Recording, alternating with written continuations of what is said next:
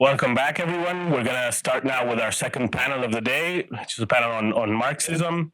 We have with us today Banu Bargu and Andreas Kalyvas, which are going to be speaking in this panel. The idea is each speaker, as in the panel before, is going to have approximately half an hour, and then we're going to open up for questions, just as in the panel that we had before. So I'll introduce the speakers. Banu Bargu is a professor in the History of Consciousness department at UC Santa Cruz. Her research brings together political theory, anthropology, philosophy, global history, and Middle Eastern studies around questions of the body, power, violence, resistance practices, authoritarianism and exceptional regimes, carcerality, and democracy.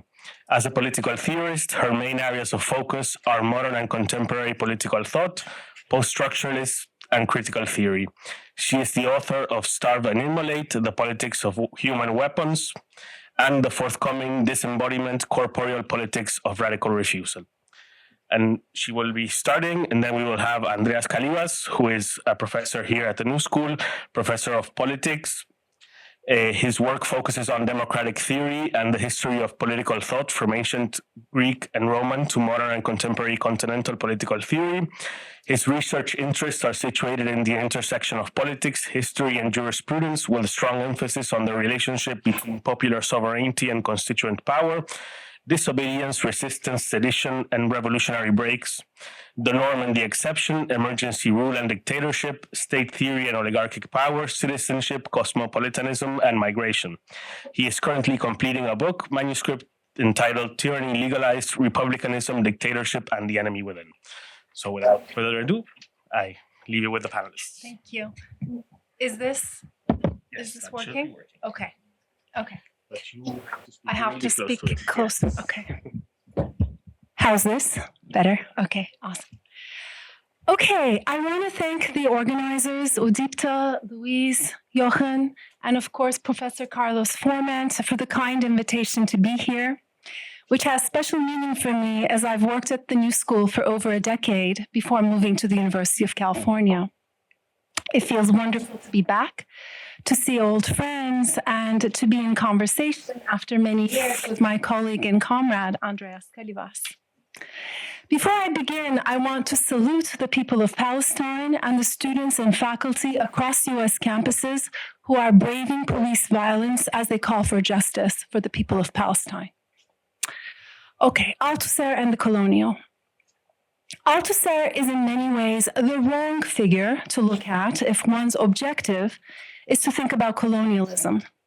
This is because he had very little to say about colonialism or anti-colonial struggle, even though he lived his most prolific years and rose to prominence as a Marxist philosopher in an era marked by fierce anti-colonial struggles and violent processes of decolonization.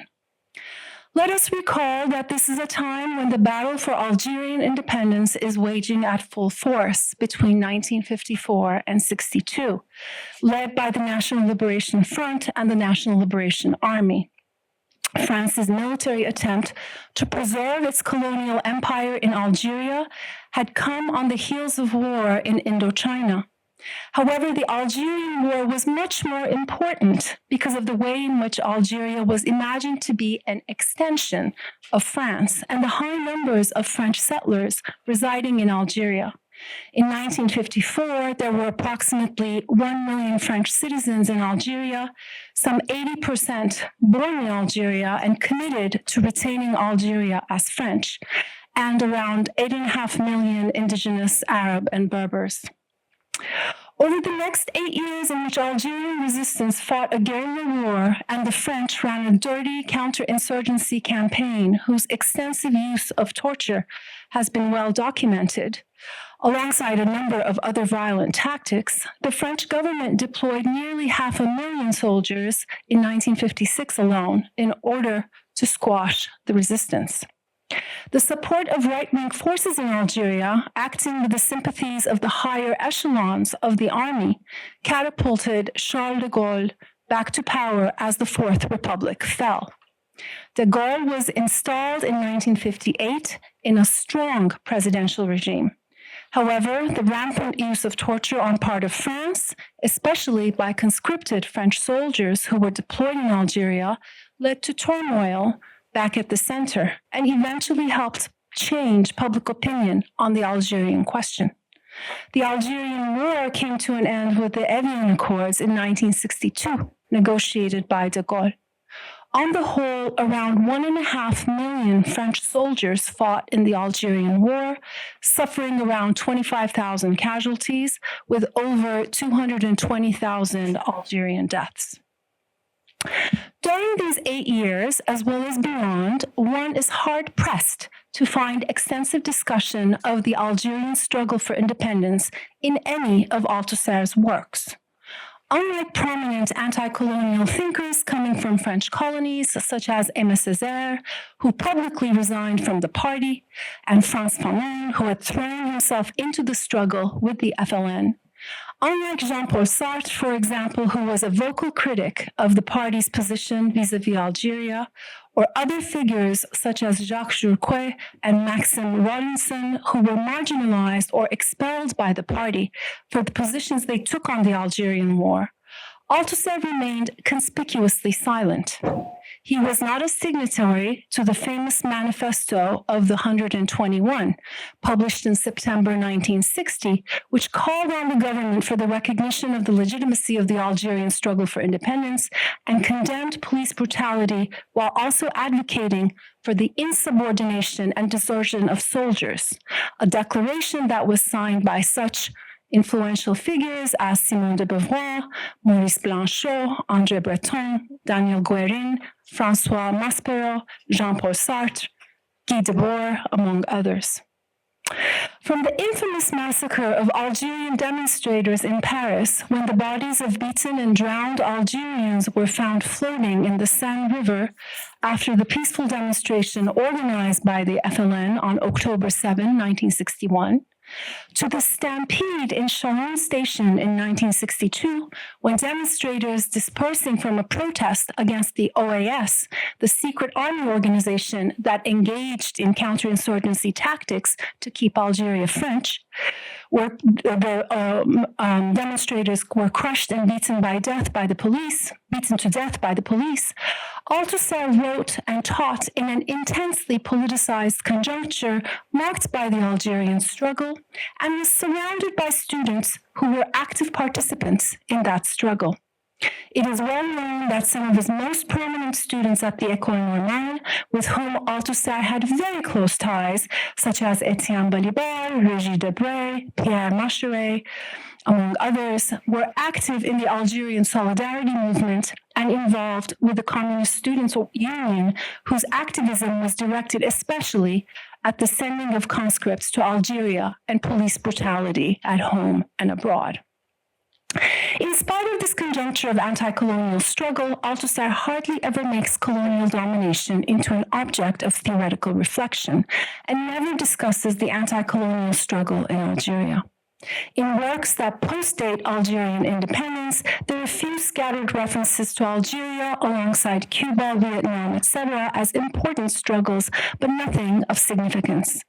Even in a manuscript on imperialism, written in 1973 but abandoned and only posthumously published, the discussion centers on challenging the origin narrative of the capitalist mode of production as having grown out of the commercial activity of independent producers, and to highlight instead processes of originary accumulation that led to the encounter between owners of money and owners of labor power, and how this mode of production failed to take hold before it eventually did. There's also an interesting problematization of the relationship between modalities of exploitation and political forms, as well as that between capitalism and imperialism, reflecting on the terms of Lenin's famous eponymous tract, Is it the last stage, the highest stage, etc.? However, it is telling that in a manuscript of 100 pages on imperialism, there's hardly any reference to colonialism.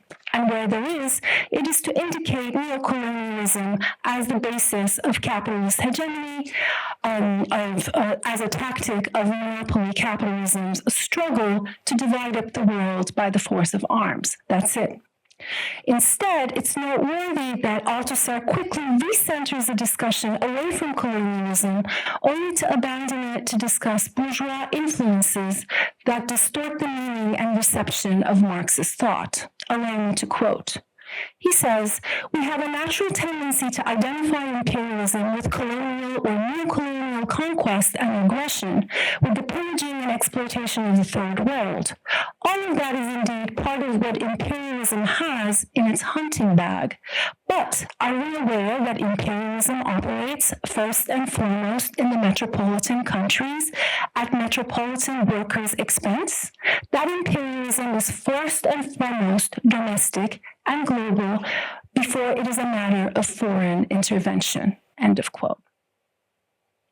Since Althusser's silence on colonialism is so conspicuous and significantly at odds with his stature as one of the most influential Marxist philosophers of the 20th century, perhaps Althusser is precisely the right figure to look at if one's objective is to think about colonialism. If we apply a signature Althusserian move to Althusser himself and read his silence regarding colonialism as symptomatic, drilling into that silence gives us a candid opportunity to pinpoint the contradictions, limitations, and internal blockages of Marxist thought in the post-war context, blockages that have negatively impacted the international workers' movement and the appeal of communist politics in the Third World or the Global South. What are the reasons for this silence? Here I will suggest a possible answer in three registers: the personal, the political, and the philosophical. Let me begin with the personal. Althusser's family history deeply connected him to Algeria. His grandparents were pioneers, the French settlers in Algeria. His father was a lieutenant in the French army when he was born. Upon the completion of his service, he worked as a banker in Algiers. Althusser spent most of his childhood in Algiers, which he writes about in his posthumously published memoir, The Future Lasts Forever, penned around 1985. In his memoir, Althusser reminisces about how he went to a mixed primary school there in the presence of an Algerian maid who never said a word, his words, how he was not allowed or able to mix with the French and Algerian boys who played and ran around the schoolyard together. Not allowed to learn colloquial Arabic, Althusser portrays his early childhood as solitary, with the exception of the time he spent with his maternal grandparents. Althusser emphasizes how his grandparents had humble origins as children of poor peasants who moved to Algeria after getting married, as no land had been given to them by their own parents to settle upon. Althusser's grandfather, an aspiring forester, wanted to move to Madagascar, but settled for Algeria because his grandmother didn't want to venture further away from France.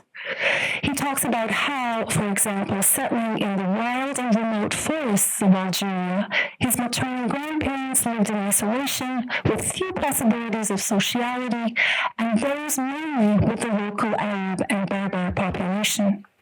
Althusser remarks that his forester grandfather was liked both by the Arabs and the Berbers.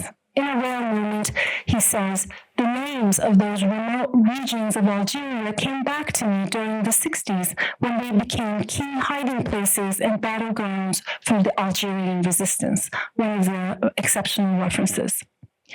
Althusser's family later relocates to the house in which he was born in Bois de Boulogne, which Althusser refers to with its pre-independence name, next to the El Mirador forest. Much less isolated due to its new location, the new home allows access to the city, which is now a tram ride away. Describing the city, Althusser emphasizes a district whose, and I quote, noisy streets were teeming with poor white settlers, French, Spanish, Maltese, Lebanese, and other Mediterranean people who spoke Sabir. Sabir, of course, was the local name of the Mediterranean lingua franca, which developed largely thanks to corsair activities in the region involving commerce in goods and the slave trade across the shores of the Mediterranean during the Ottoman Empire. A combination of Italian, Spanish, Portuguese, Berber, Arabic, Turkish, and Greek, Sabri was the main language spoken in the banlieues of Algiers, the erstwhile slave quarters that you may recall from Cervantes. Althusser's narrative focuses on the settlers, their humble origins and poverty, perhaps indirectly trying to explain and make light of their role as settlers, and not incidentally relegating the indigenous Arabs to the margins, subsuming them in the ambiguous category of other Mediterranean people. To Althusser's credit, this is not a travelogue nor a coming-of-age story for which the human geography surrounding him and its material conditions may have provided important contextual clues. His memoir is a book of mourning for the two lives he has taken, that of his wife, Helen Ritzman, and his own, in the wake of his death as a public person, once the court deems him unfit to stand trial and consigns him to a mental institution. Thus, the memoir starts from the murder scene and leads up to it, in a predominantly psychoanalytic narrative. In the pages dealing with his childhood, therefore, the narrative focuses on the psychological dimensions of family dynamics and early childhood events as largely unconscious determinants that set him on the course of his life that leads to a tragic finale. To this narrative, Algeria is only a faint and blurry background. Historical events such as the Fashoda standoff, in which England and France came to the brink of war, at least rhetorically, in the fight over Sudan in 1898, the Marguerite uprising of indigenous farmers in Algeria who laid siege to the town and threatened to kill the settlers in 1901, a July 14th parade in the 1920s in Algiers, function as markers of time and background to family stories.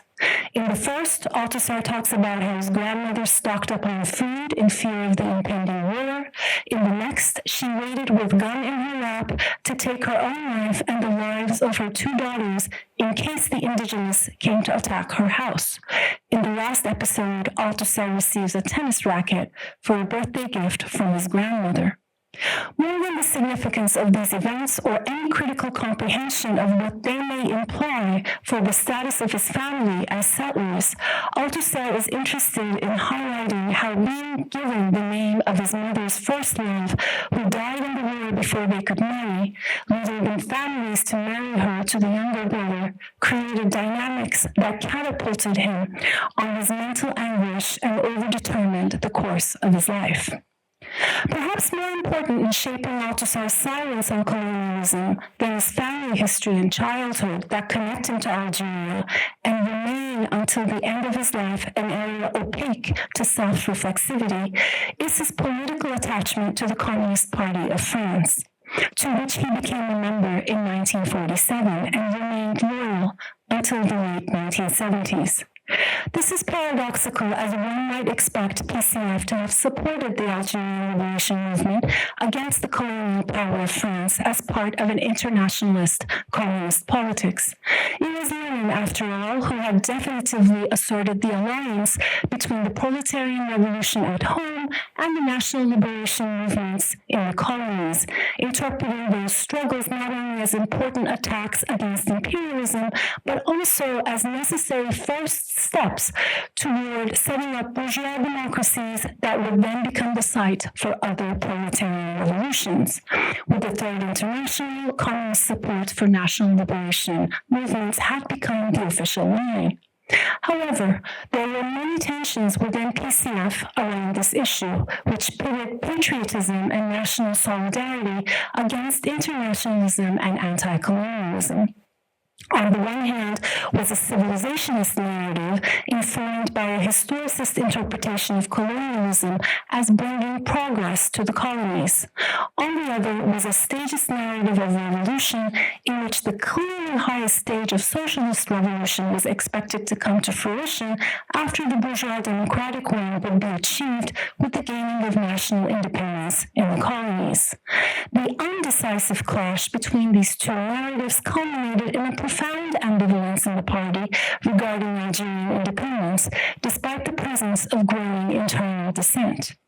It would not be inappropriate accurate to say that for PCF, anti-colonialism stood more as a principle applicable to the colonies of other nations than France, and anti-imperialism was predominantly a policy directed at the United States. By and large, the party remained hostage to its own nationalism and idealized notions of the universal aspirations of French citizenship. For example, in 1947, the party advocated the continuation of French presence in the Far East and regretted the loss of Lebanon and Syria.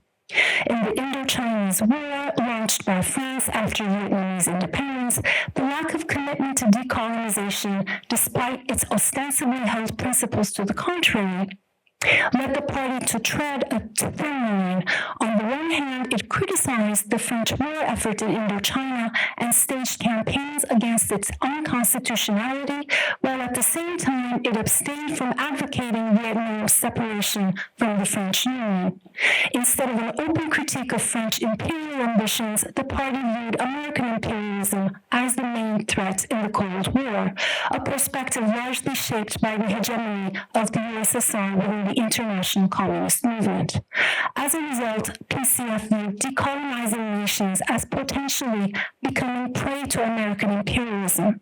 In light of the growing American threat and rising anti-colonialist tide, it adopted the general call for peace, a preemptive move against a possible U.S. aggression against the USSR. If the party's failure to support the Algerian cause was perhaps unsurprising, it was nonetheless disappointing. When the insurrection began in Algeria, PCF opted to argue for Algerian liberty rather than independence. Even worse, PCF supported the 1956 Special Powers Act, which granted extraordinary discretionary power to the Socialist Party government with the justificatory objective of the restoration of order and establishment of peace in Algeria. A direct consequence of this act was the deployment of conscripts in Algeria in addition to the professional army.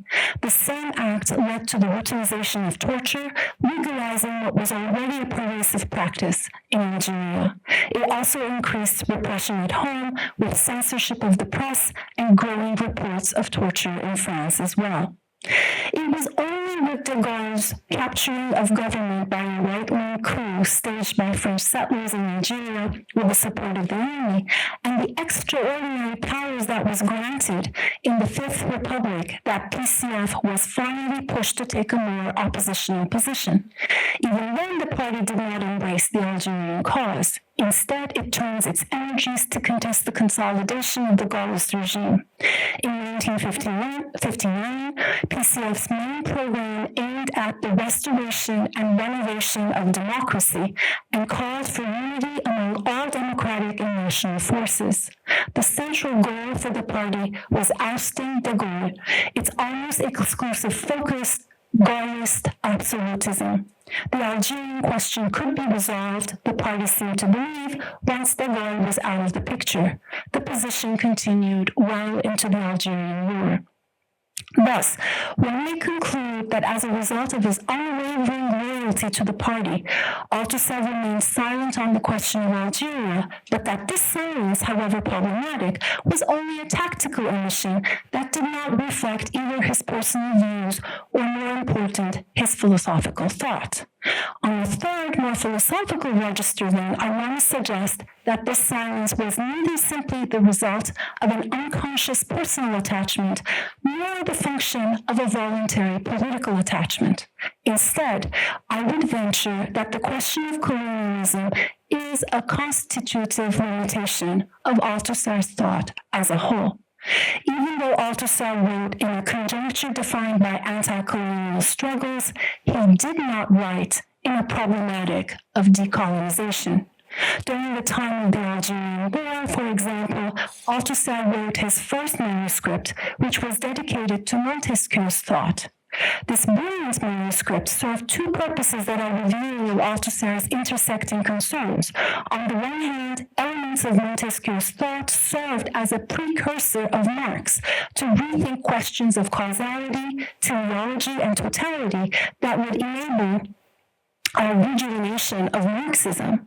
On the other hand, Montesquieu's critique of Oriental despotism, which served as a mirror to French society and offered a thinly veiled critique of absolutism, now offered Althusser an original critique of the absolutism of De Gaulle, in line with the priorities of PCF. These intersecting concerns reveal Althusser's problematic, the revitalization of Marxist theory, and in turn, communist politics. Indeed, for Althusser, the main theoretical problem after Khrushchev's revelations about Stalin at the 20th Party Congress in 1956 was the development of a post-Stalinist Marxist alternative to Marxist humanism, which he considered to be a liberal and liberalizing reading of Marx on the one hand, and to develop a materialist alternative to the crudely determinist economistic tradition of analysis perpetuated by Soviet ideology and the Comintern on the other. His problematic was not decolonization, it was reinventing Marxism from the left in the wake of de-Stalinization. Perhaps this was also a form of decolonization in a more metaphorical sense, of the throwing off of the yoke of the Stalinist straitjacket that had led to the dogmatization, distortion, and ossification of Marxism. In terms of the implications of this problematic for communist politics, Althusser's interests centered on the role of the state in relation to the reproduction of capitalism and the theorization of ideology and subject formation, especially as they led to an analysis of the conformity of the masses. One can find these concerns echoed in frequently repeated metaphors and formulations across Althusser's many different works from the 60s and the early 70s. The mature Marx, the epistemological break, the scientificity of historical materialism, or Marx's discovery of the continent of history, the definition of Marxist philosophy as theory with capital T, or the theory of theoretical practice, which could serve to draw lines of demarcation between ideology and science, overdetermination, structural affectivity, ideological interpolation, ISAs, and the list goes on. Althusser's quest for a non-compromising and revolutionary communist politics staked out its positions exclusively in the field of philosophy to reconstruct a non-liberal, non-reductionist Marxism that would be the basis of such politics, and did so by looking for alternative and often counterintuitive theoretical sources that could provide original conceptual elements. Specifically, Althusser sought theoretical resources that would be different from that of Hegelian Marxism, even though Althusser had a complex appreciation of Hegel. To this end, Althusser flirted with structuralism and psychoanalysis and turned to the history of philosophy to open the path for reconstructing what he called a truly materialist tradition of materialism, one that could sever Marxism from its historicist biases and thus reformist predilections.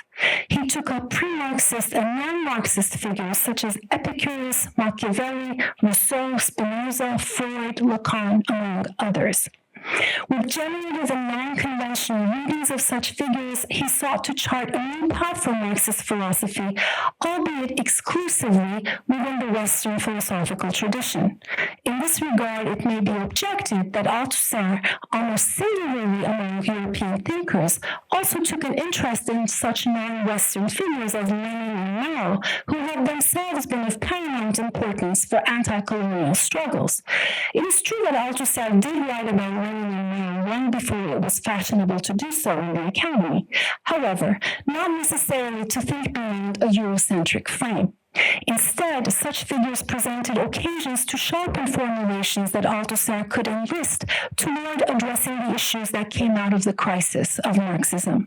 He drew upon them to extrapolate his ideas about the unevenness of historical development, asynchronicity of the levels of a social formation, but these were directed to question Hegel's expressive totality characterized by evenness, the transition debates on the emergence of the capitalist mode of production, and the analysis of state apparatuses, rather than the unevenness of an increasingly global capitalist market, neocolonialism, or the Third World. Even this may be excused since the main focus of Althusser's intervention of delineating novel resources for Marxist philosophy, or later a new philosophy for Marxism altogether, was to sever materialism from its constitutive teleology. This teleology manifested in two ways: in the form of the structure of the dialectic, epitomized in Aufhebung, or the negation of the negation, and second, in progressive philosophy of history, in which history is conceived as a sequence of epochs marking progress, represented by determinate modes of production, endowed with a meaning and a direction. Such a conception rendered history a stages process that moves from an origin to a predetermined end, in which each stage regards the earlier ones as stages leading toward itself, where the result of the process appears as if it were the goal of that process. The political result was complacency, with the belief that history would eventually culminate in communism and that the process would guarantee that we are on our way to what's best because each form is higher than what came before. Ultimately, in challenging this Marxism under the sway of such a philosophy of history, Althusser considered to be waging a struggle against the dominance of idealism over materialist thought. What he did not problematize, and thus where he falls dramatically short in relation to thinking about the question of colonial domination, is how this progressive philosophy of history that imbued Marxism was also deeply entangled with the self-representation of Western civilization as the most advanced point in historical progress, which lent justification to practices of colonial domination built on the implicit assumptions of civilizational and cultural superiority of the West. In other words, what Althusser failed to do is to connect the absolutely necessary critique of teleology with the similarly necessary critique of Western supremacy, and therefore to question vigorously the historical role of capitalism as a progressive force in an emancipatory politics that is not limited to the European left, but has global aspirations. What makes colonialism a constitutive failure of Althusser's vision, and therefore makes his theory fall short of a global theory of class struggle and emancipatory politics then, is how he neglected addressing the problem of teleology also as a subtle argument for the legitimacy of domination in the politics of coloniality, and the spatialization of historical difference into the division of the world. Despite his widespread global influence, especially the uptake of Althusser in Latin America and the Middle East being considered, and how, despite certain elements in his thought that paved the way for post-colonial and post-structuralist theory, his thought remained constrained by the predominantly European habits and perspectives of Marxist theory. In spite of his engagement with Lenin and Mao, Althusser failed to step out of Western Marxism. If Marxist philosophy is to have a global reach, the critique of colonialism must be at its center. Marxist philosophy cannot just speak from the West to the colony, the post-colony, the periphery, or even the internal margins of the West, but must speak from it, out of it, and with it, and sustain global aspirations that transcend the visible and invisible boundaries of historicized difference that underpin colonial domination. Where Althusser failed is the severing of materialism from these Occidentalist entanglements. Decolonizing materialism today, then, must pick up the pieces in Althusser, but go beyond the critique of teleology as it relates to the meaning and direction of history, and to think through how it relates to the meaning of the division of the world in the present. Thank you.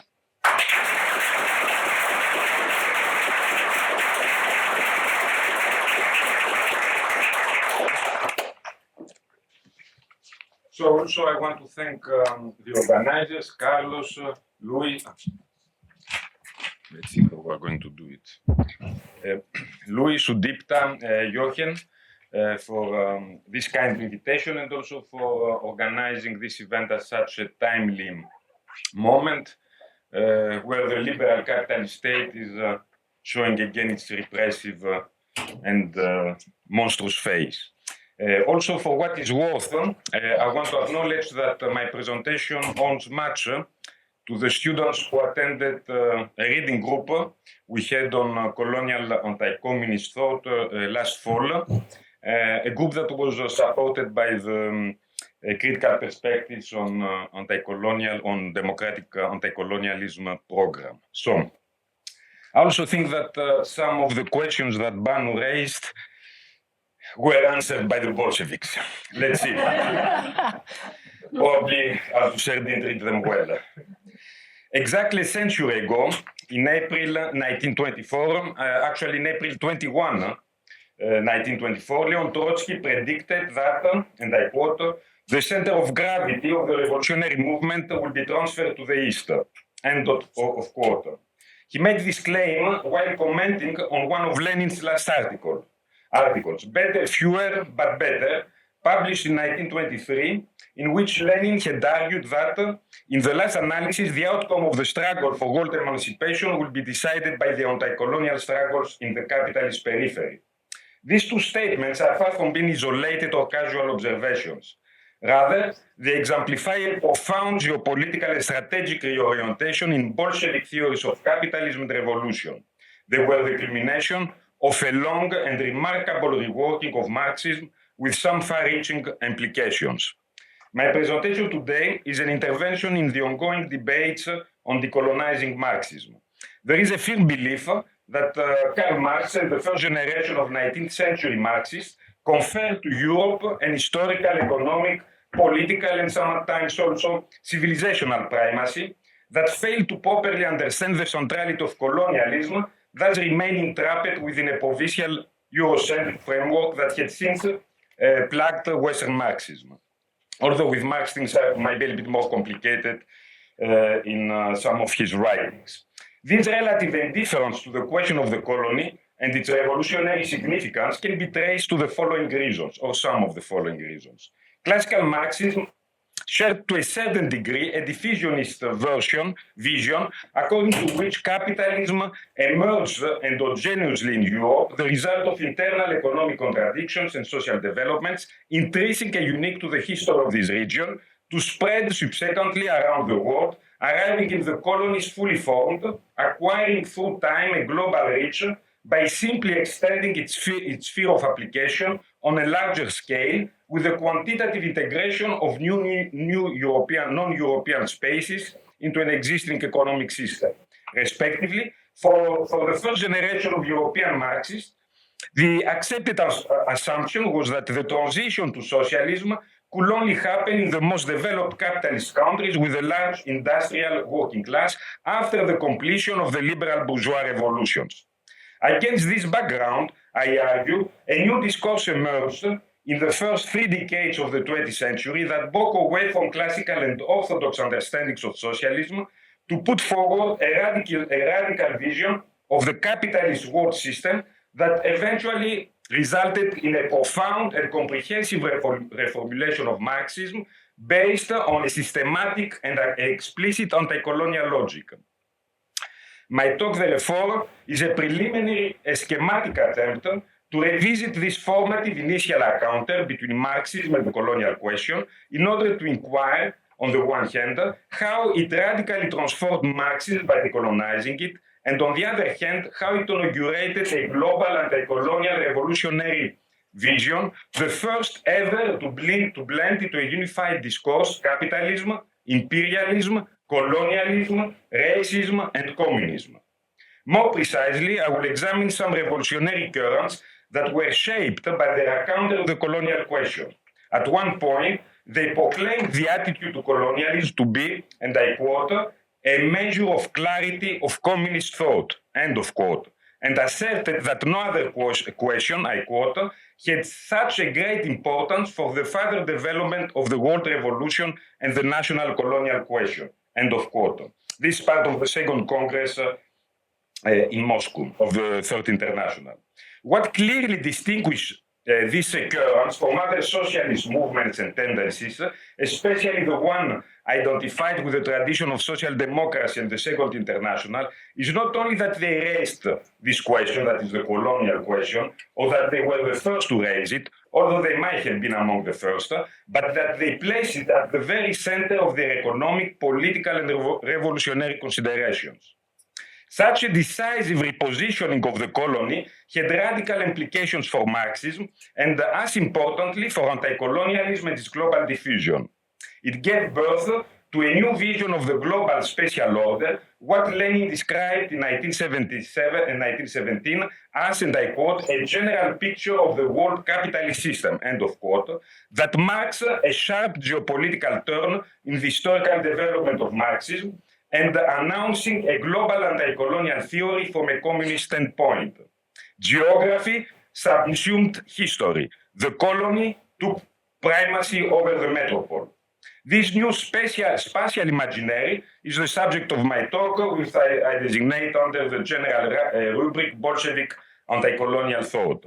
Before I proceed, I want to clarify that I use the name Bolshevik in a broad and inclusive sense, and not solely in relation to the wing of the Russian Social Democratic Workers' Party that seized power in Russia in 1917.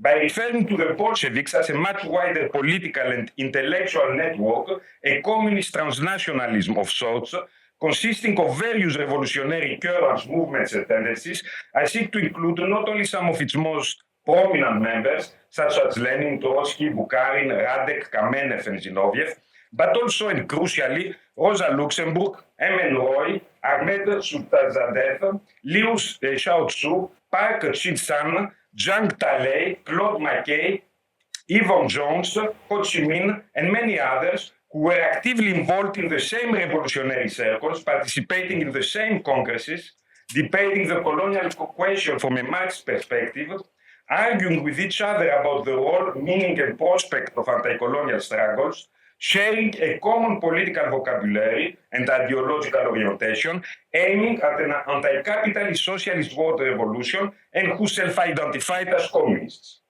For this reason, my focus on Bolshevik anti-colonial thought is not limited to the groundbreaking and well-known works of Luxemburg, Bukharin, and Lenin on imperialism, or to Trotsky's seminal theory of permanent revolution and his concept of uneven and combined development, works that provided the theoretical and conceptual foundation for the geopolitical and decolonial turn in Marxist theory. I expand the scope of original sources to include the debates, reports, and resolutions of the first 6 congresses of the Communist International from 1919 to 1928, the Congress of the Peoples of the East in Baku, 1920, the Congress of the Toilers of the Far East, 1922, the World Congress Against Colonial Oppression and Imperialism, 1927, and the League Against Imperialism, 1928, which were all co-sponsored by the Comité and co-organized by Bolsheviks and their affiliated organizations and groups. What is most unique about these congresses and what distinguished them from their predecessors, the First and the Second Internationals, is that it was the first time that delegates from the colonies were invited to participate directly and to speak on behalf of the colonized. The Russian Bolsheviks sought to make the congresses truly global, with representation from colonial countries. As the Persian delegate and the co-founder of the Iranian Communist Party, Sultanzadev stated, and I quote, "The Second Congress of the Communist International today marks the first time that this question, the colonial question, is being dealt with thoroughly, with the participation of representatives of almost all the colonized or semi-colonized countries of the Orient and America." End of quote. Likewise, Roy, the Indian delegate of the Mexican Communist Party, criticized the previous international, the second, for failing to appreciate the colonial question. I quote, "For them, the world did not exist outside of Europe." End of quote. He went further to scold the European socialist parties for ignoring the colonial question. I quote, "They were too busy with their own affairs and ignored the colonial questions, although these questions are now of great importance for the international movement." End of quote. Maring, the representative of the Communist Association in the East Indies, concurred that, and I quote, "The socialist movement neglected the colonies for years. whereas the capitalist assessed their importance better than any revolutionary socialist. The capitalist understood what developing the East can do to capitalism, end of quote. Against these Eurocentric limitations and biases, Lenin proudly asserted that the Third International was truly inclusive of all the oppressed and exploited peoples by including delegates representing those, and I quote Lenin, who have hitherto stood beyond the pale of history and have been regarded merely as objects of history, end of quote. For the Bolsheviks instead, the project of world emancipation recognized the colonized as subjects of history and acknowledged them as the revolutionary actors of a world historical significance. The material, therefore, that needs to be included and discussed is unquestionably immense, and I do not pretend that what I say today incorporates this vast and fertile but still mostly unexplored territory of Marxist revolutionary thought that became a true laboratory of anti-colonial theory. My talk engages with a small selection of interventions, arguments, and debates that, however small, represent nevertheless a much broader conversation initiated and carried out by the Bolsheviks, their allies, and fellow travelers. My objective is to identify from this rich constellation of positions and ideas a number of programmatic theses that came to define Marx's decolonial turn and its new anti-colonial orientation, and which I hope that in the future they might guide my research.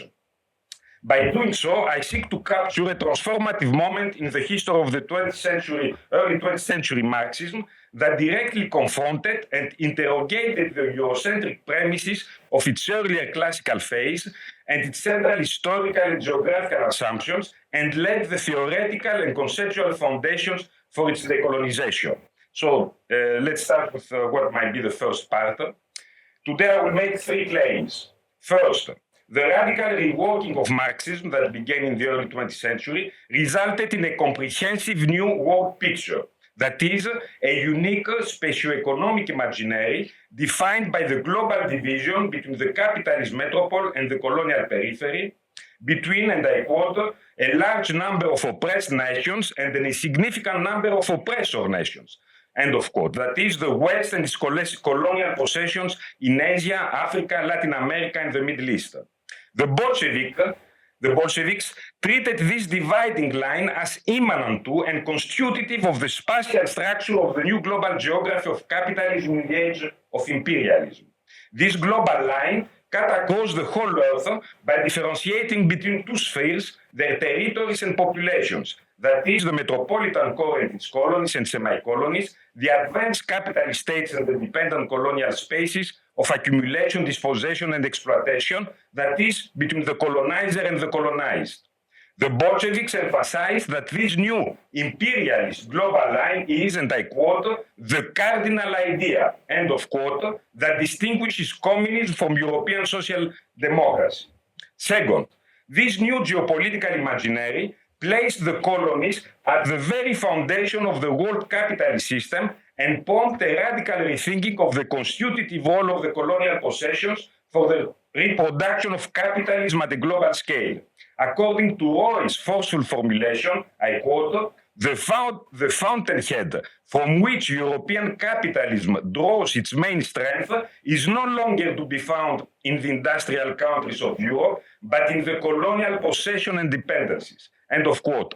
Colonialism was now theorized as the very condition of possibility of capitalism and its reproduction in the age of imperialism. Third, by emphasizing the economic centrality of colonialism, the Bolsheviks displaced and decentered Europe in favor of the colonies as the privileged side of world revolution and asserted the primacy of anti-colonial struggles of the oppressed and dependent people over the domestic struggles in the capitalist center. They explored new political conflicts and antagonism and the emerging geographies of revolutionary possibilities. Correspondingly, the colonial possessions became, as Radek put it, the Achilles heel of capitalism. For the first time, the colonized were recognized as the new revolutionary subject in the age of imperialism and the historical carrier of the communist world revolution. by discovering, theorizing, and promoting the crucial significance of anti-colonial struggles, the Bolsheviks recognized and proclaimed the drift of the revolutionary energy from west to east, from the colonial powers to the colonial peoples, to the colonized peoples. My general thesis, in short, is that colonialism is a master concept of the Bolshevik doctrine and probably one of their main and most lasting contributions to Marxism. It lies at the core of their writings on capitalism, imperialism, revolution, and communism, and tellingly, at the center of the strategic formulations of world emancipation.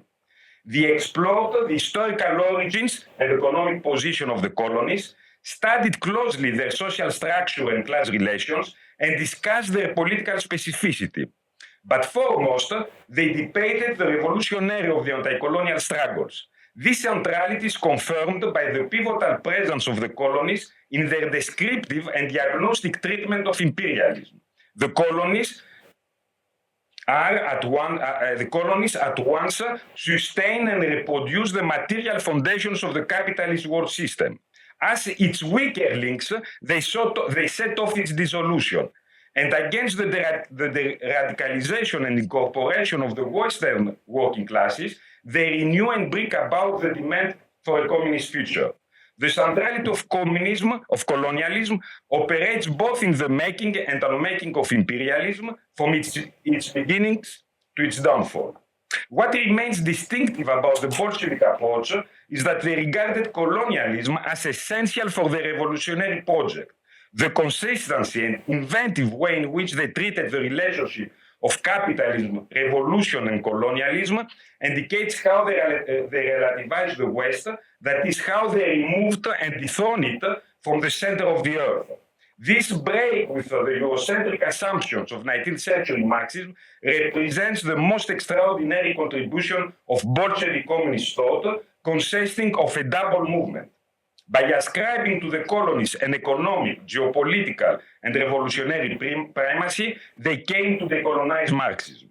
So my second part will be a bit faster, because I don't have much time, I suppose. A bit more than 10 minutes. Okay, we will do it. Marxism's break with Eurocentrism rests on two distinct but intertwined strands of debates. The first occurred in the context of the Russian revolutions of 1905 and 1917, while the second emerged around the First World War with the theories of imperialism. Regarding the first strand, the idea that history inevitably develops through a unilinear sequence of necessary stages was extensively debated between Russian and German Marxists and submitted to a thorough criticism by the former, as they sought to explore the possibility of a socialist revolution in a predominantly agricultural society with a small, underdeveloped industrial sector and a strong feudal characteristics dominated by large peasantry and lagging behind the Western capitalist countries. Crucially, these debates question the claim that only the most advanced capitalist countries are ripe for the socialist revolution due to their historical, economic, and social development. Trotsky, who was one of the most active participants in this debate, and in an attempt to account for the two revolutions that occurred in Russia, against the predictions of an orthodox and dogmatic understanding of historical materialism, radically redefined Marx's concept of permanent revolution to propose a new theoretical framework that highlighted the presence of variations, irregularities, discontinuities, asynchronies, and deviations in the development and progression of history towards socialism, which he explained in terms of integrated world capitalist system, an international division of labor, and the global market. This was the first step towards Marxist geopolitical and decolonial reorientation. Trotsky claimed that the transition from feudalism to capitalism to socialism does not fall into one unique pattern of uninterrupted historical succession of stages, and therefore it does not need to follow, repeat, or imitate the European path. World capitalism, he argued, has encompassed the entire globe, incorporating what he called advanced and backward countries alike, with different degrees of economic development, diverse combinations of capitalist and pre-capitalist modes of production, coexisting in multiple forms with their distinct class constellations, which create large and complex organic relations and interconnections of global interdependence. His famous theory of uneven and combined development, which he expounded in a series of works from 1905 to the last years of his life, adopted a global perspective that broke away from the principle of linear temporality to subsume history under geography, time under space. Transitions to socialism vary and can skip over historical stages because they are situated in uneven but combined economic geographies of capitalist development within a singular world system. The revolutionary path to socialism is not so much decided by historical laws regulating the succession of stages, but by its spatial location in the great chain that links together the entire globe into a unified capitalist order. With this new geopolitical framework, he claimed to have eliminated the distinction, and I quote, between countries that are mature and immature for socialism, end of quote, displacing the West with the East and introducing the idea that socialist revolutions are most likely to occur in the colonies through anti-colonial struggles rather than in the capitalist metropole. Already in 1905, he asserted against the established orthodoxy that, and I quote, it is possible for the workers to come to power in an economically backward country sooner than in an advanced country. End of quote. And that is only in 1905. The second strand of debates pertains to the communist theories of imperialism, the famous ones, which theorize colonialism in relation to the process of capital accumulation and the reproduction of capitalism beyond the nation state and through territorial expansion. From Luxembourg to Bukharin to Lenin, the colonies acquired a central position in the world economy and were elevated to a constitutive feature of the imperialist order. For instance, he explained how colonialism enables capitalism to overcome its external crisis through territorial expansion, how the competition for the acquisition of new colonies is the main cause of the First World War, and how the weakening of the socialist project in the advanced countries of Europe, with the deradicalization of the Western proletariat and the rise of reformist parties, is due to the economic spoils of colonialism that led to a labor aristocracy and class integration. These theories of imperialism not only proposed a new economic understanding of the colonies and colonialism, but they also attributed to them a foundational role for the existence and development of capitalism. In 1913, Luxembourg explored territorial expansion as a solution to the problem of underconsumption and claimed that colonialism is necessary for the existence and further development of capitalism. Famously, she interpreted colonialism as an economic process of primitive accumulation at a global scale. 2 years later, Bukharin treated the colony as the sole foundation upon which the world capitalist system rests.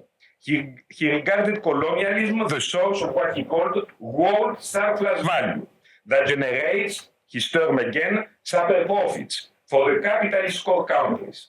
In his report on the first Congress of the Communist International, he maintained that, and I quote, up to now, the so-called civilized world has been based on the merciless plunder of colonial peoples. Here the important term is based on. Even more, for Bukharin, the colony is the site of the highest, most intensive and dehumanizing form of labor exploitation that seeks to extract the utmost from the colonized. I quote, it is here in the colonies that all the filth and dirt, all the barbarism and contempt of capitalist relations finds its full expression.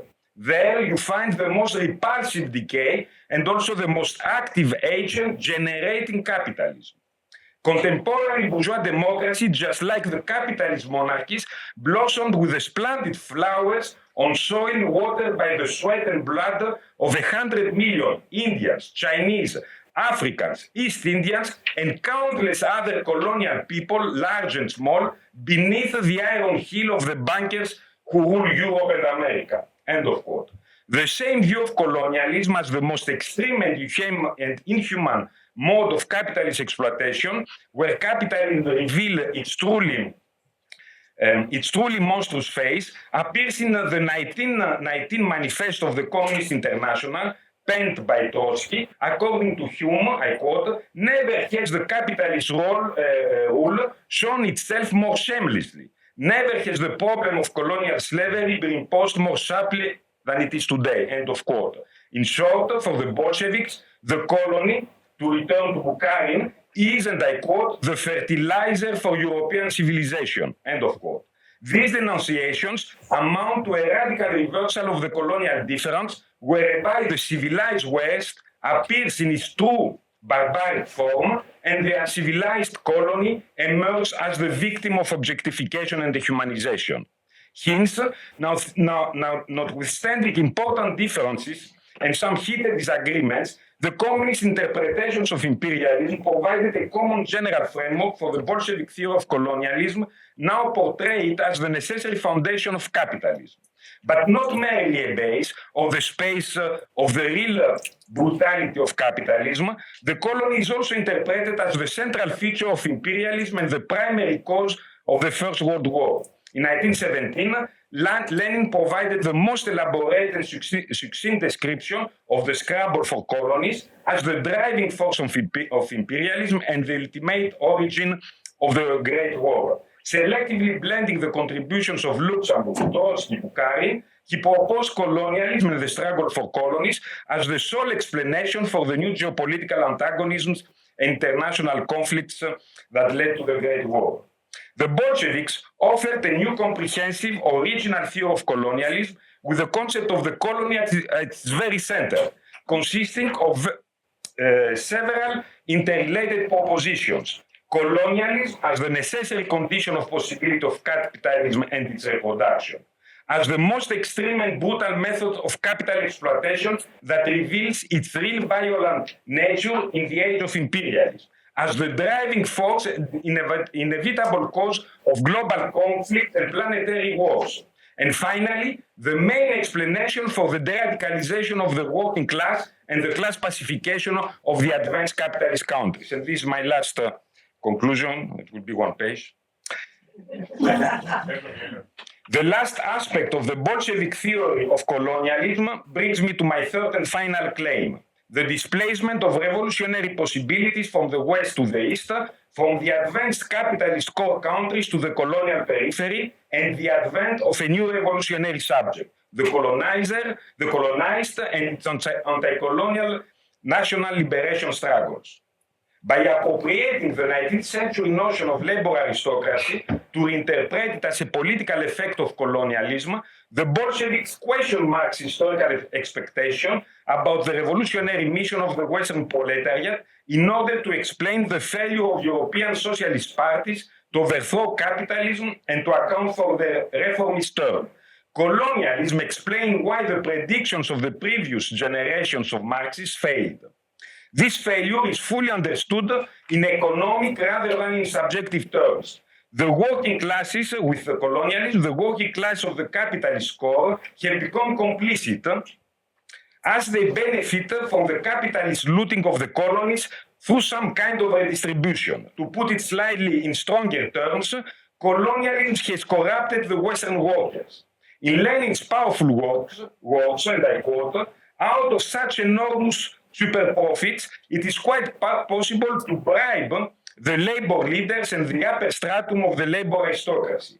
And the capitalists of the advanced countries are bribing them. They bribe them in 1,000 different ways, direct and indirect, overt and covert," end of quote. The Bolshevik interpretation of the colonial origins of the bourgeoisification of the Western proletariat, what one might call the trickle-down effects of imperialism and the pacification of the class struggles in the Western metropole, heralds and prefigures an insightful anti-colonial critique of the welfare state, the much celebrated welfare state, and its own complicity with the colonial sources for its redistributive schemes. It should not come as a surprise then that the crisis and decline of the Western welfare state coincided with the process of decolonization in the early 70s. This is another remarkable contribution of the Bolshevik critical theory of anti-colonialism that is still today not fully appreciated. And here there are also some thoughts about migration, but there is no time. But with the closing of the revolutionary horizons in the West, what remains of the prospects for the communist emancipation? This question acquired a central importance in Bolshevik thinking. In fact, it was directly raised by the Japanese reporter Kei Fusa, who asked Lenin in 1920, and I quote, "Where does communism have more chance of success, in the West or in the East?" End of quote. Although Lenin's answer was orthodox in spirit, it signaled an important shift of orientation. He replied, "So far, real communism can succeed only in the West. But it must be remembered that the West lives at the expense of the East. The imperialist country grow rich at the expense of the Eastern colonies, but at the same time they are arming their colonies and teaching them to fight. And by so doing, the West is digging its own grave in the East." End of quote. Although the revolutionary significance of the anti-colonial struggles was anticipated by Trotsky's concept of the permanent revolution, and even by Lenin himself with his theory of the weaker links, it fully developed into a systematic and conscious theory with a debate between Lenin and Roy at the second and third congresses of the Communist International. It was Roy who initiated this radical anti-colonial reorientation by bringing into fruition all the previous theoretical advancements of Bolsheviks thought in order to develop them to their ultimate conclusion. He thoroughly decolonized Marxism when he asserted that, I quote, "The fate of the revolutionary movement in Europe depends entirely on the course of the revolution in the East. Without the triumph of the revolution in the Eastern countries, the communist movement in the West could be reduced to nothing. It is therefore necessary to channel energy towards developing the revolutionary movement in the East towards its ascent, and to adopt as our basic thesis that the fate of world communism depends on the triumph of communism in the East." Lenin initially disagreed, but later considered that Roy's argument made clear that his previous position held by him and his comrades about the primacy of the revolution in the West had to be revised. His new position now was that the success of world communism depends on the equal and reciprocal coordination between West and East. But by 1923, he had completely endorsed Roy's approach to argue that contrary to the European Social Democrats, revolutions can, and this is the quote from Lenin, be made otherwise, end of quote. With these eloquent formulations, revolutions made otherwise, that is anti-colonial revolutions, he argued that, I quote, "the subsequent revolutions in Oriental countries will undoubtedly display even greater distinctions than the Russian revolutions, end of quote.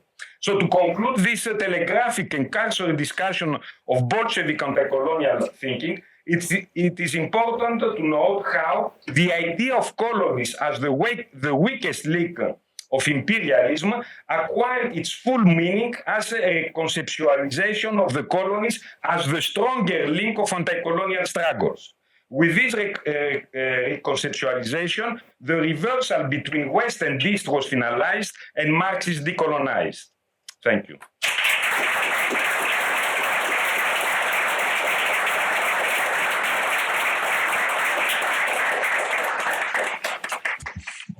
Okay, so we're going to open up the floor for questions. As we did before, we're going to take 3 questions, bring it back to the speakers, and then take another round. See Aaron? Should I start or are we taking all 3? Oh, thank you. Hi, thank you so much. This is a question for Banu. I really appreciated this talk a lot. Someone asked me just last week, why was Althusser so silent about Algeria? And I couldn't answer properly, so thank you. I really appreciate that. I was thinking about the theoretical limits in Althusser's thought that you were moving towards in the final part. And there were 2 limits that I was thinking of when this person asked me this question, and I wonder what you think about them. So one of them is that I find a persistent frustration I have with Althusser is his lack of clarity about how we individuate social formations. I don't find in Althusser a clear principle that would allow us to understand what it means to speak about one social formation versus another. And oftentimes Althusserians just arbitrarily use national boundaries in order to do this. So I wonder to what extent this is an additional limit in Althusser's ability or our ability to use Althusserian thinking to think about colonization and so on. And the other one is related to the problem of unevenness. I completely agree with you that in unevenness in Althusser is not spatiotemporal or spatiohistorical unevenness, but we need it to be. And I wonder if Althusser's relative inattention to value theory, and in particular to the kind of structural pressure under capital accumulation to move between different forms of subsumption of labor, between hybrid, formal, and real subsumption, might be the kind of mechanism that allows us to understand a continuous spatiotemporal differentiation at a global scale, and to what extent Althusser's inattention to value blinds him to that dynamic. So, thank you. Okay, so I have here, yes. Thanks for the question for Andreas. Thank you very much for reminding the pre-Stalin politics of the Bolshevik Party internationally, as well as in the Soviet Union. And I'm curious about the migration. Could you say a couple of words from the part of the talk that didn't make it into the presentation? Udeepta? Yeah, sorry to interject myself. My question is to Andreas. I agree completely with your first and second thesis. I think I was one of the participants in our reading group. yeah, I think what I take issue with is the third thesis, which is about the shifting of the center of gravity, as you said, from the east to the west. I think it also involved a rethinking of the class subject of revolution itself. That is both giving the peasantry revolutionary agency, and then eventually within the debates of the Congress itself, one line that emerged was that of Park, as you know, that and later then picked up by Mao, that the peasantry would lead the revolution. So it will no longer be even the working class of the colonial nations. So if you could say something more about how the spatial shifting of the revolutionary potential also links to the transformation of the class component, let's say, of the revolutionary subject. Okay, so those are the first three. Then for the second round, I have Emmanuel and you and here. Yes. Let's start. Do I need the microphone? Yes. Okay. Just I can take it out. Yeah. Okay. Thank you very much for that question. So the limits of Althusser's thought are many, but the ones that you are alluding to, I think it's interesting. So you mentioned the lack of clarity regarding how social formations can be individuated. And I want to say two things in response to that.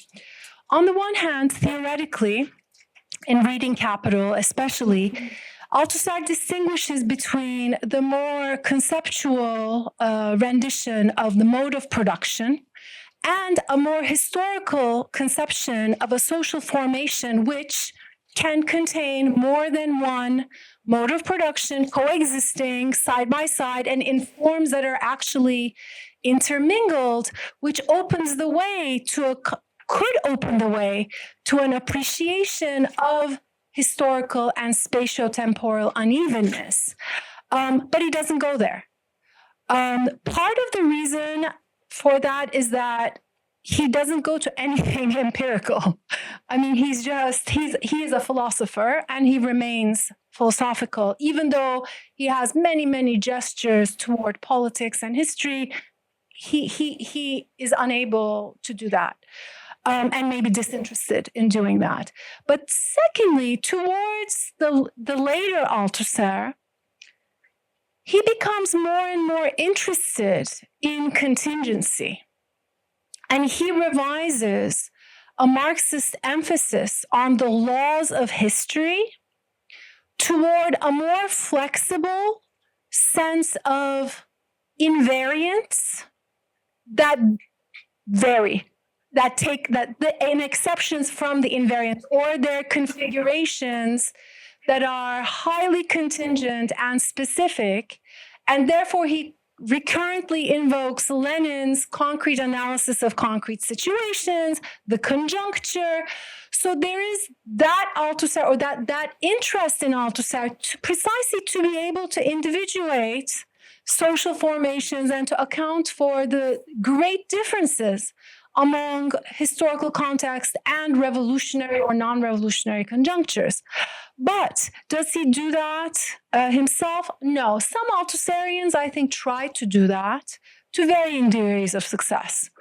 And then your second point about the unevenness, whether this was because of his inattention to value theory, I mean, yes, that could explain it. But at the same time, I think this, philosophical orientation that really oriented his energies toward, what he called the Kampfplatz of philosophy. So he went into history, into figures, historical figures that were not necessarily always philosophers or always considered to be philosophers, like Machiavelli or Montesquieu, but who he wanted to redeem as philosophers or political thinkers. And so his interest was much more in creating a kind of tradition, philosophical tradition, rather than analyzing, one could say, synchronously capitalism as was developing in his own lifetime. So. Can I say also why I think he didn't do it? Because he didn't read Trotsky, and probably he did, if he read, no, it's not, it's because Trotsky was prohibited, banned from the communist parties, and although he took some of his concepts, he never really studied them seriously, like all the French communists, because of the past of Trotsky's role in France after his exile from Russia, that they tried to kill him several times, actually in France. So, about migration, this is a very I'm trying only to grasp now this aspect. Certainly, they start theorizing migration as mobile labor. Mobile labor in a world system with the main concern how to revolutionize and to politicize mobility on the one hand, without fragmenting the working classes in the recipient countries. So these were the main concerns. Migration is very much discussed in Bukharin's book on imperialism. Lenin wrote some remarkable short essays on migration, precisely with these problems, to make sense how world capitalism and imperialism produces this new phenomenon for him that is mobile labor, and what kind of exploitation it is connected to, and how they can become mixed blender with native working classes, and there are many debates also. They start discussing debates migration in the Communist International. In all the congresses, the question of migration is raised. In the second congress is raised by some Italians, delegates, and it continues.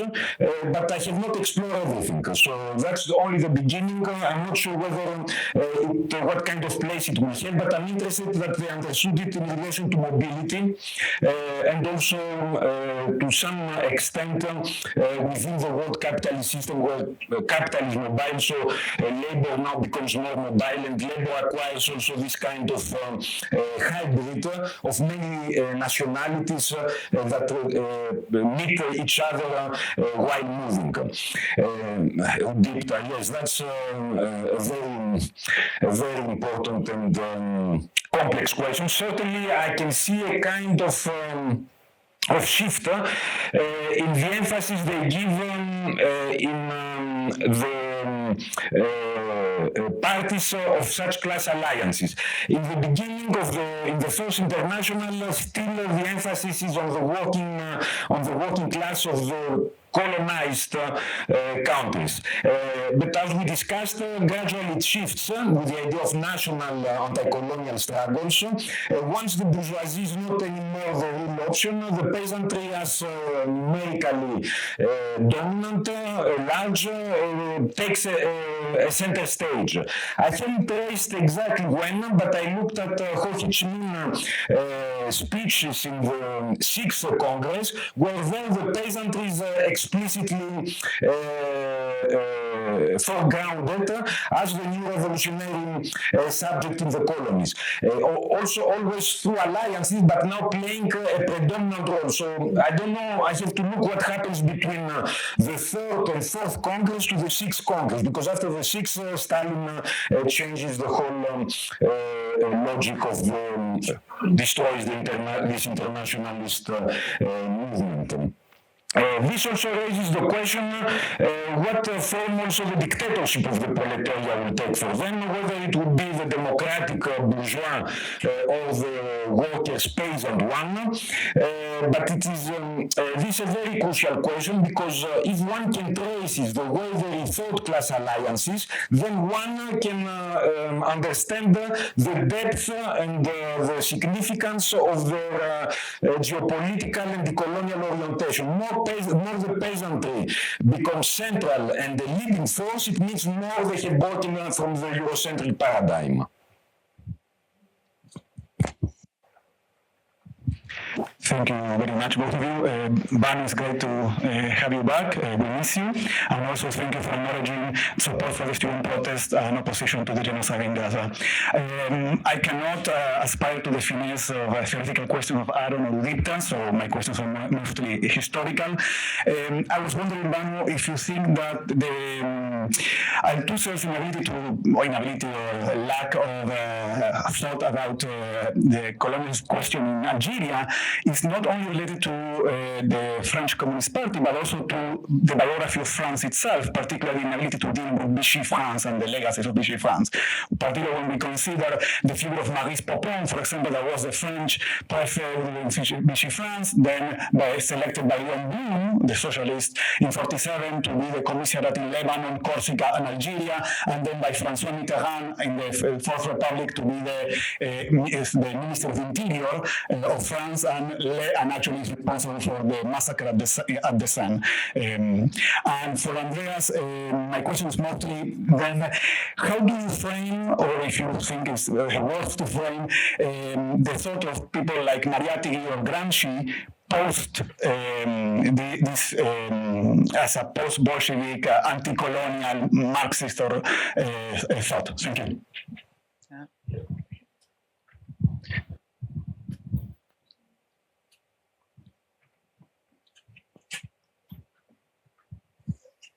Hi. Okay, thank you so much for this phenomenal panel. I want to ask, I think this is mostly for Andreas, my first question. Why do you think we've now forgotten or overlooked this anti-colonial history of Marxism, this early anti-colonial history? And then to put the two papers in conversation a bit, to Banu, given Andreas's presentation, what work does Althusser have to do to sort of sanitize the anti-colonialism that is coming through, or the Marxism that's coming through in anti-colonial thought, not even in this early moment that Andreas is talking about, but also in Césaire and Fanon and thinkers who are closer to Althusser in time and place? Thank you. I just want to echo that this was an incredible panel, exactly what I needed on this Saturday. So thank you to both of you. I have a just quick question for each of you. For Banu, as I was listening to you elaborate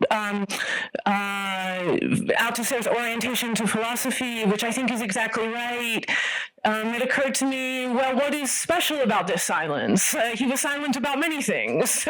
And in fact, a symptomatic reading of Althusser might say that we shouldn't simply look for his silences, which are many, in a deeply tumultuous period, but we should look to his philosophy for what it does in fact say to the core political issues kind of swirling at the moment. It kind of indirectly says. And so in this sense, I want to sort of ask whether a practice of symptomatic reading also can kind of mine Althusser's thought for a contribution to a Marxist theory of colonialism, and in particular, whether Althusser's theory of the state and his effort to kind of undo a set of kind of received binaries between repression and reproduction becomes a kind of opening. And so the reading is not just around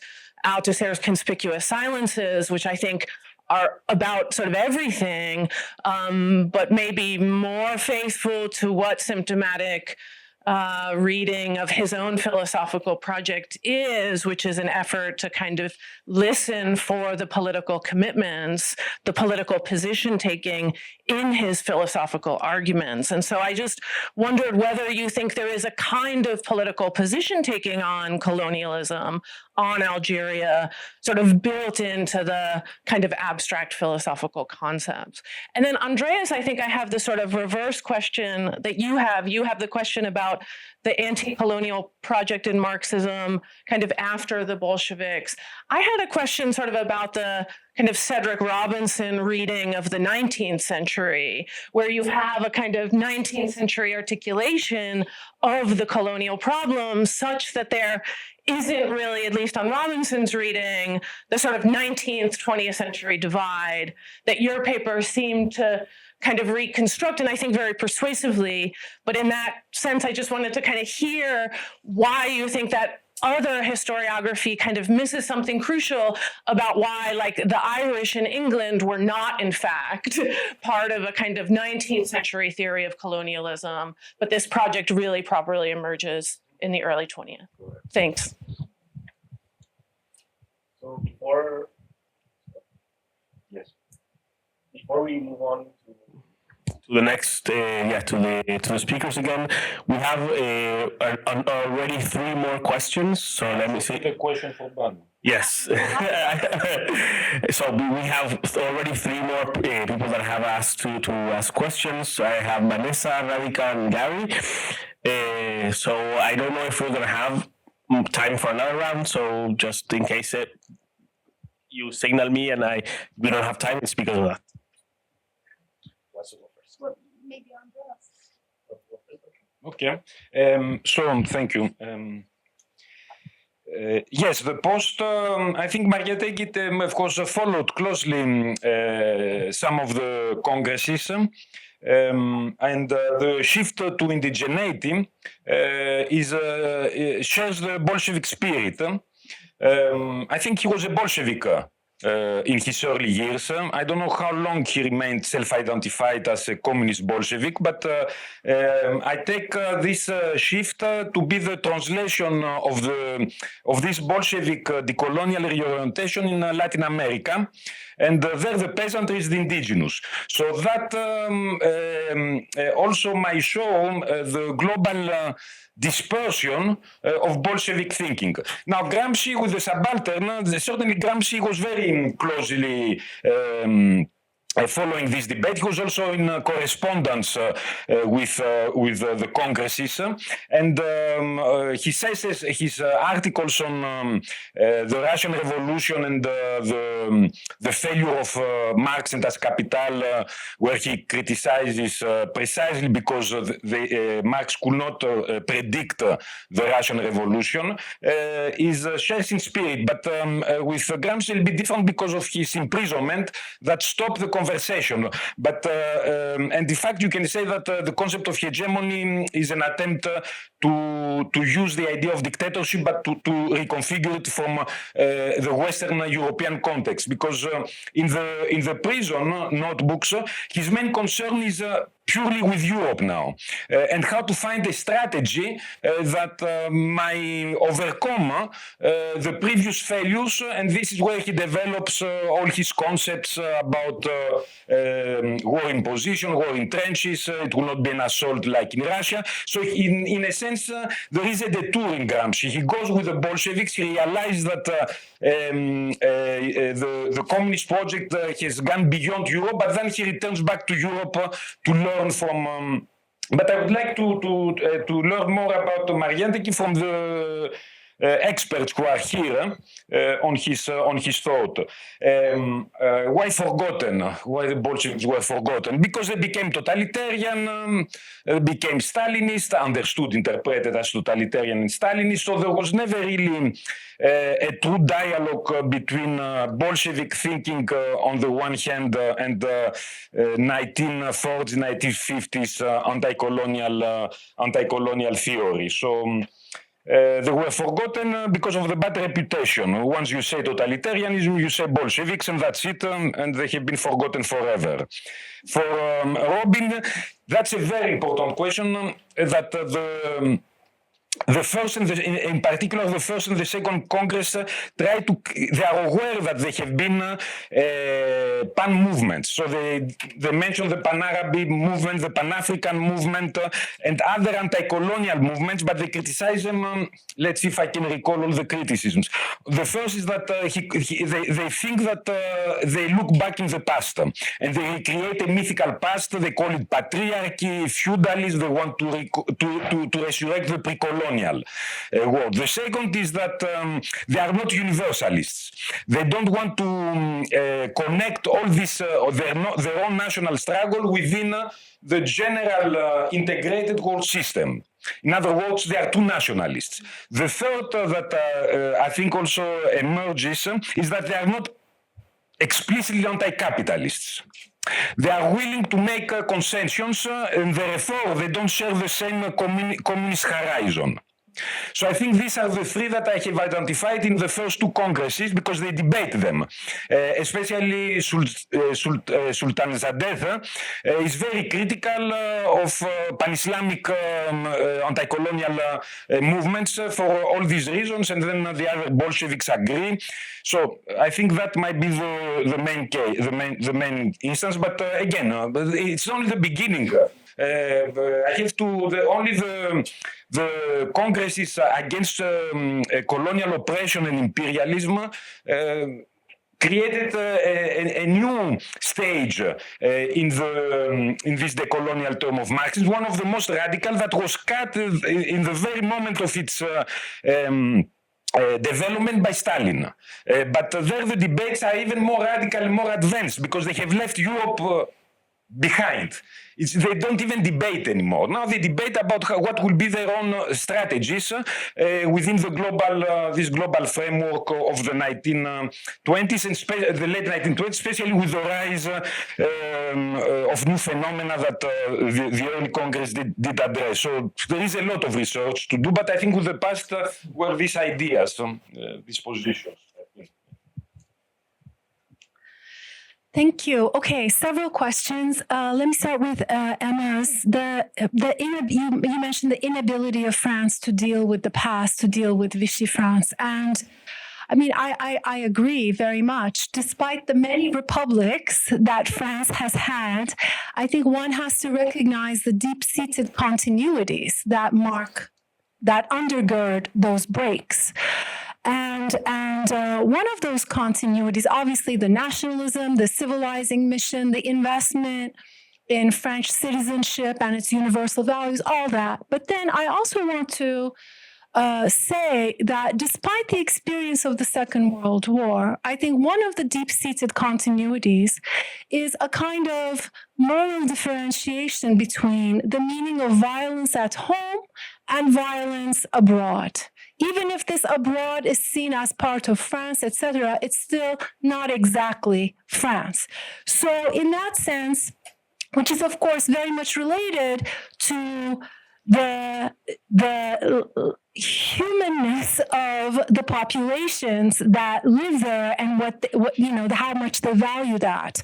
And obviously there's a kind of internal hierarchicalization there, which I think continues unabated until maybe still, with now more coming to the surface within France with tensions around immigration. I'm sorry, I don't know your name, but you asked the question about how if I understood it correctly, the kind of work it took to sanitize and forget this history. I mean, I think part of it is that a lot of Lenin's arguments became sort of formulaic and taken for granted. And in that sense, I think Andreas is doing really important work revisiting their original formulations. There is, of course, the situation of the Cold War and the division of the world that dominates the political and maybe theoretical imaginary. But maybe more specifically, one has to mention Althusser's rivalry with Jean-Paul Sartre. At least the rivalry was in his mind. I don't know if it was reciprocated. And the question of humanism. The question of humanism, the fierce polemics around humanism, anti-humanism, ahumanism, which have a colonial subtext. And I think Althusser's critique was, against this kind of sympathy toward the wretched of the earth, which he saw as, an obfuscation of Marxism insofar as it did not forefront class struggle. And he was really orthodox in that sense. Even though this is not explicitly discussed, I think it would be not inaccurate to say. Robin, I mean, you are absolutely right. What is so special about this silence, among the many silences of which you have written or talked about more recently so well in relation to feminism, for example, and other social issues. So, I mean, he wasn't just silent about this, of course. And I do not mean to depreciate the things that he says, because otherwise there's no point in engaging with him. And I'm not saying let's throw the baby out with the bathwater. However, and on that front, I think his writing on Montesquieu, which is happening exactly at the time of the Algerian War, as I mentioned, offers important resources, not just to critique de Gaulle's absolutism, but also maybe it can be extended fruitfully to think about the state's role in perpetuating colonial violence and counterinsurgency. So there's a lot there to be said. But if I am to be a good Althuserian, I have to say that the silences are related to the non-silences. And therefore, that we cannot proceed by just salvaging, and I'm not saying that's what you're saying, but that just salvaging what he's saying, we have to, I think, come to terms or analyze what he's saying in relation to what he is not saying or unable to say. And I think in that sense, the matter of colonialism in this context, but also other silences are relevant and inherent into the limitations of his vision and what he also enables us to see. I do also want to ask Andreas a question. So I don't know if should we begin? I need to fully respond to Rosa. Okay. There's one point that it's also, I think, to a certain degree that at some point the Bolshevik conversation broke down, even a bit before Stalin shuts it down completely and socialism in one country, where some differences emerge among the common position on the colonial question. So I think that also might account why they were not, there was even Nehru who attends there and then becomes a nationalist. Ho Chi Minh takes another position, and many gradually move away from the Bolshevik network, let's say. And it creates a kind of dispersion. So they lose this kind of unifying element they had in the first congresses, where they acted in extremely with extremely unity in thinking, in vocabulary, in others gradually move away from the idea of a world revolution. It's also the problem with Trotsky. So I think there is also a kind of internal corrosion. They don't realize what they have discovered, and they let it go, among other reasons.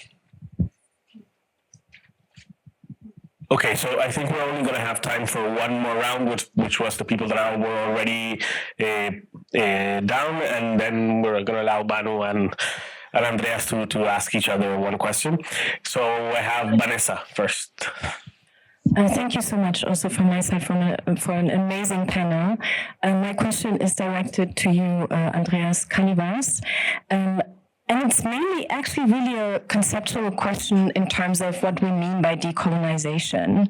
And I think, first of all, your kind of engagement with Bolshevik Marxism, and I see so much also with regards to why so many of them third world Marxists pick up Lenin, pick up Trotsky, especially C.L.R. James and others, right? So I think there's a very important conversation, temporal conversation going on here. Claude McKay was fundamental. Exactly. Claude McKay, and Bolshevik also. So I think there's also the notion of understanding even like Bolshevik Marxism beyond that period, right? He gave a great speech in the Fourth International. Yeah. A great speech. But my question is really because you also said these kind of conversations were the first step to a decolonial turn or reorientation. And I'm wondering, considering that Marx really also in his latest work, and here I'm especially referring to the work of Lucia Pradella, who really looks at this, has so much engaged with the colonial question, right? His consideration of the Opium Wars, his even engagement with black revolts. So there's this famous letter, I don't know even if it was translated yet, because much was then translated later, right, where he invites this letter to Engels, I think in 1860, looking very closely what's happening with regard to the slave revolts in the US and the slave revolts in Russia, and saying if this would work, what would happen to Manchester? So it's an interesting already geographical shift taking place in the late Marx. So I'm wondering when you say like that was a move to decolonize Marx, if you're rather not saying that it is a kind of confrontation, decolonial, anti-colonial confrontation of certain strands of Marxism, right? So it's just kind of what do you mean by decolonizing or the first kind of decolonial turn? Thank you.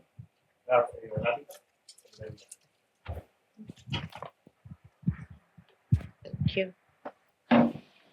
To echo everyone else, that was a great panel. Thank you so much. My question is for Andreas and the Lenin-Roy debate.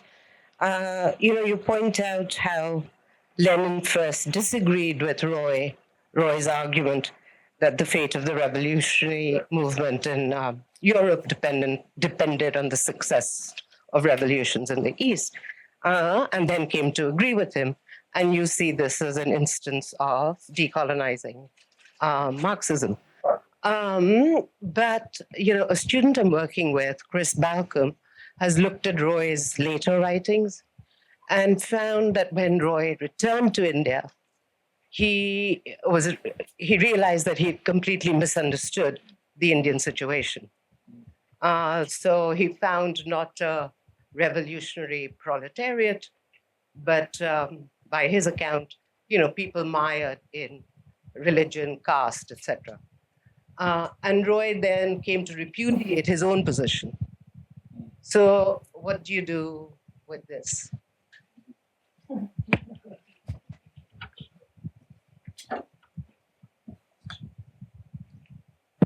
Hi, yeah, just to reiterate, this is my brilliant panel. Questions from both Banu and Andreas. So Banu, I think, some very critique of Althusser's kind of absences and silences. But I couldn't help but be caught by, for example, your account of his personal register, like your memoir, and his returning to his essentially his life as PR.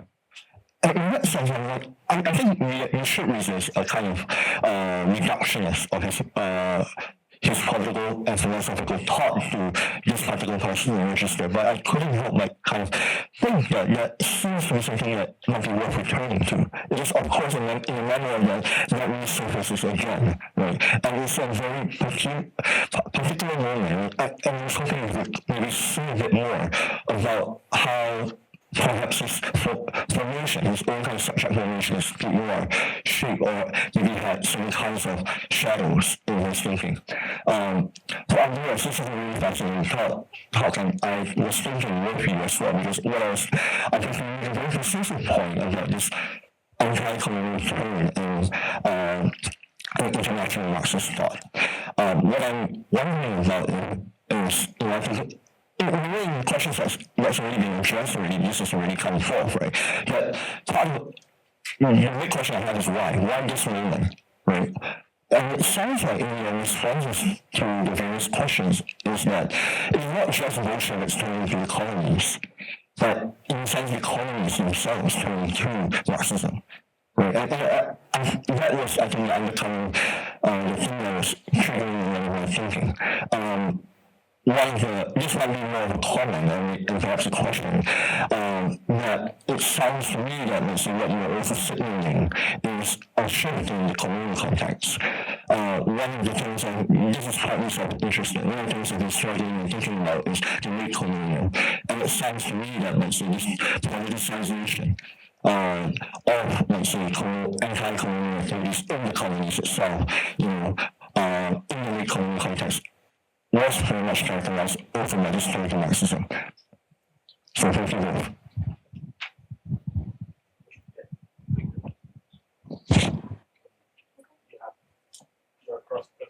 Okay. Oh, thanks. Okay, thank you. The role of his personal history, I don't think a thinker can be reduced to the author, to the person. Or if we did, I think we would lose a lot.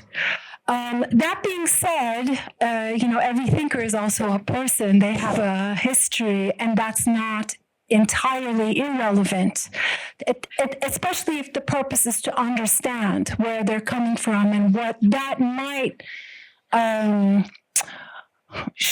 cast as a shadow maybe on that thought. Now, some scholars like Paul Ahluwalia, Robert Young, Benita Perry, who've worked on French post-structuralism, post-structuralist feminism, Derridian thought, etc., argue that thinkers who were of Pied-Noir origin occupied a status in France that was kind of like an internal outsider to being French, which allowed them to pierce through some of the mainstream French discourse on high culture, certain aesthetic principles, certain presuppositions that then led them to structuralism, which they believe is a kind of anti-colonial discourse, especially in its anthropological versions, and then toward post-structuralism.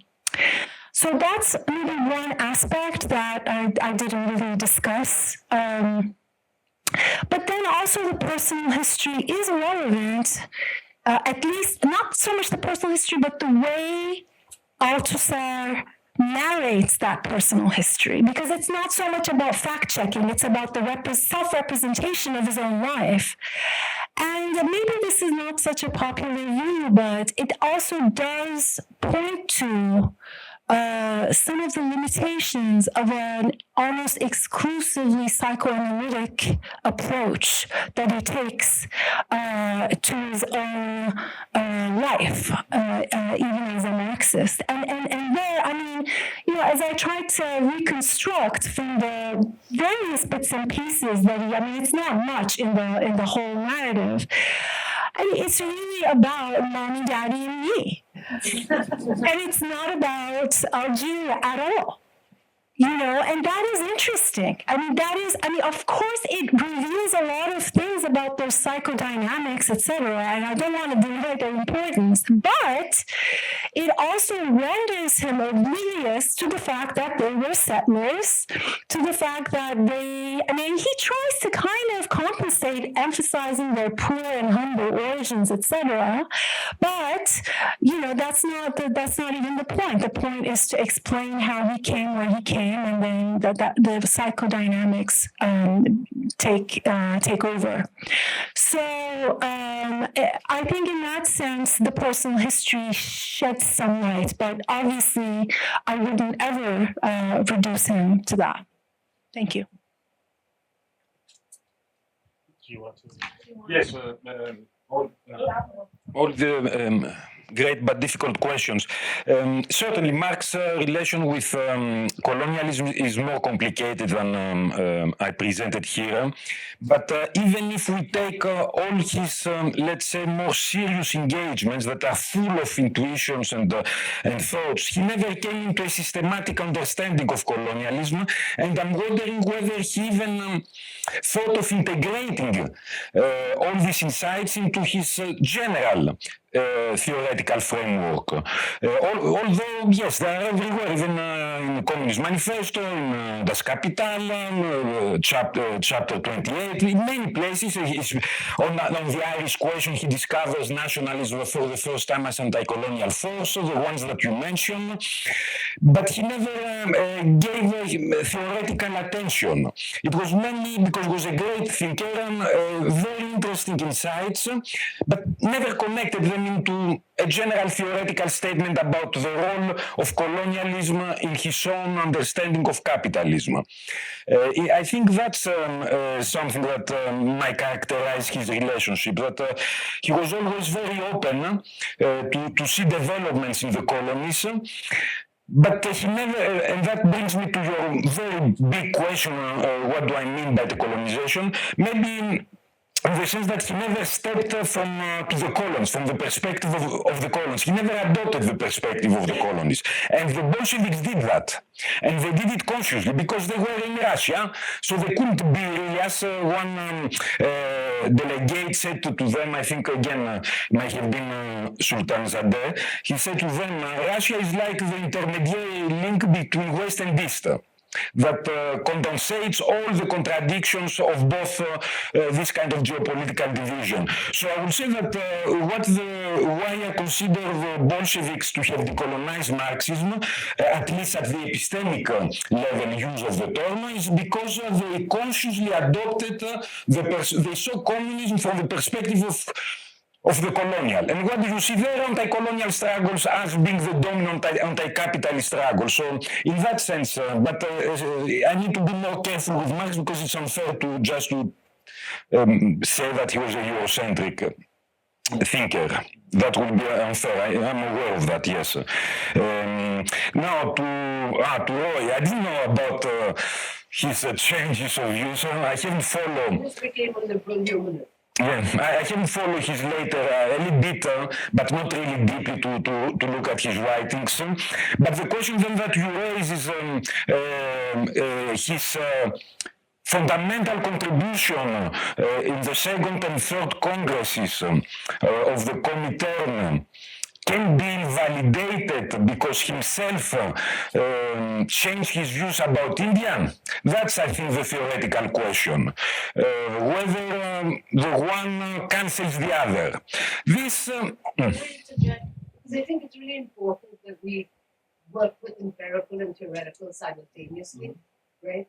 So if he's attributing certain characteristics to the Indian working class, they have to be evident on the ground, so to speak, right? So I guess I'm nervous about just attributing revolutionary leadership to the colonized.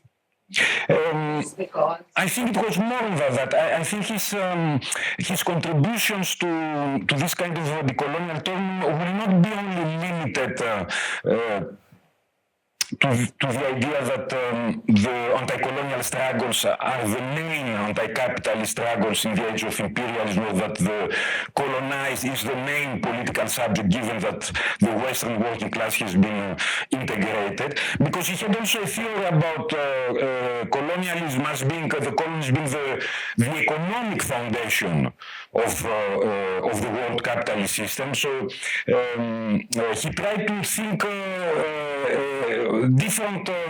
That we discussed a bit in our reading group, they debated this complicated issue of class alliances. So it's not that he excluded the peasantry.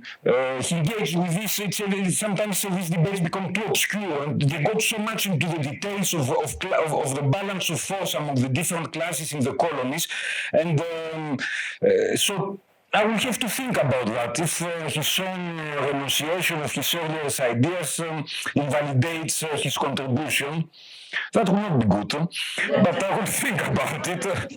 No, definitely it's something to be. Maybe he was mistaken in his older age, and he was right in his younger age. Maybe. Who knows? We will find out. But thank you. I didn't know that. Thanks about your point. Gary, yes, this is very important. It's not only one way. It's also that the colonial war turned towards the Bolsheviks. The question is, they turned why? Geopolitically. They saw now something happening in a non-Western country that had no colonies, that was closer to them, with a great peasantry, a little bit underdeveloped. So they identified somehow with this movement, and they identified because they saw that they won. So it was for them also a hope that we don't need to be like the Western Europeans who have a revolution. Look, the Russians did it, and they look more like us than we look with. But that's very important. So there is a dialectical account there, but the Bolsheviks really, not to say welcome them would be too weak. Not only welcome them, they wanted them because the hopes in the beginning from 1917 to 1919 were whether there would be a successful revolution in Germany, in the Austro-Hungarian Empire, and they were in Poland, and these revolutions were failing after another. And at some point, even 1919, Trotsky says, now we have no hope. All the Western revolutions, the European revolutions, have failed. We are alone. We need to look elsewhere if we want to understand the world dynamics. So the Bolsheviks were compelled, both theoretically, geopolitically, militarily, to rethink because also of some necessities. And yes, there is this account that both, there is an element of necessity. It's not only a kind of theoretical romance that our ideas coalesce. There was a really geopolitical necessity to come together in a common struggle against this integrated. But what is important is that all these delegates shared ideologically, they were Bolsheviks. I don't know how fast that happened. When they started, maybe a few years before, maybe this I haven't explored. In other words, the biography of all these delegates in the six, especially the first congresses, that because after that they start creating their own communist parties in the colonies. So who were they before? What kind of political education, militancy had? This is that will be a life project. If I don't want even to. Thank you. You can do. We have 5 minutes, so you can do the cross question. Are you ready? Okay, so I mean, if we want to be anti-colonialists, we have to now rush to the Bolshevik camp. I have a problem with that because. There's a Turkish saying. It says, a tailor cannot mend her own clothes. And I want to raise the question of internal colonialism, which did not come up at all when we talk. And it is a significant element that characterized the Bolsheviks. And yes, you do reference MNY, but I would also suggest to look at the Muslim Marxists, who were Bolsheviks, at least in the beginning, until they were all purged, who spoke for the minorities in Crimea, in the Caucasus, in the Turkic republics, for whom internal colonialism was not internal, it was external. And this whole embrace of anti-colonial struggle faltered, or at least hit a significant limit when it came to looking inward or consolidating an inward, an interior that would be under the domination of Russia. So I think this double talk